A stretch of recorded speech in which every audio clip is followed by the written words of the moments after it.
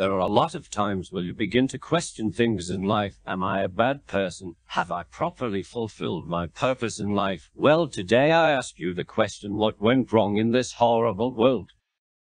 It's times like this where I wonder where that magic the Reverend Wilbert Audrey bestowed to us. I'm sure you are wondering who I am or why I'm writing this damn thing. If you're not, then I don't care. I stopped caring about most things a long time ago. You see, before everything went to hell, this little island was a beautiful place.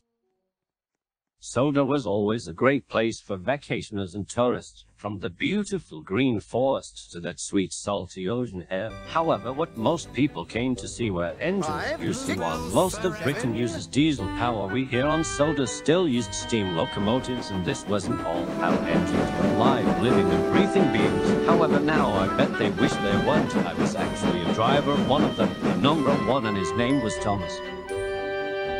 We primarily worked along the Farquhar branch line, pulling some old but kind coaches named Annie and Clarabelle up and down the line. At times we would also collect stone from the quarry or some goods to take down or up the branch. There were a few other engines that we worked with on the branch, and their names were Toby, Percy, Mavis and Daisy. They all usually got on well together, but Thomas, being hot-headed, always found a way to get under their skin, or frames I guess I should say. The only engines on the railway he ever really got along with were Edward and Toby. Boy, do I miss them.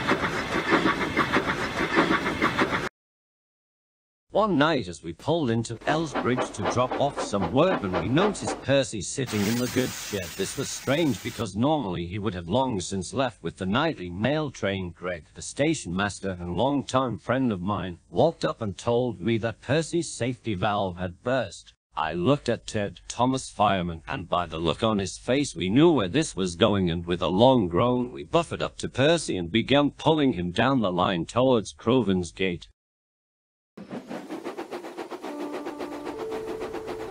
Initially I was annoyed with the fact we had to take Percy to the works and deliver the mail across the island. However, after a while I finally took in the nighttime scenery. We hadn't pulled the mail in months and rarely ever pulled trains during the night, and I got to say it was refreshing to say the least. It was almost peaceful. Almost being the keyword there, as Thomas and Percy argued the whole damn time.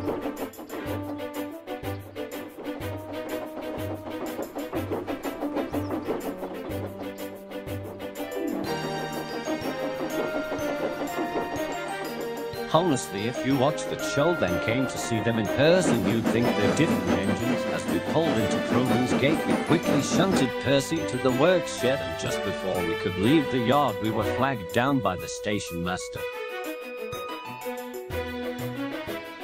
Due to the delays, the Kipper and Express are running late, so we'll have to stay put for the night. But I want to go to my shed, Thomas exclaimed irritably.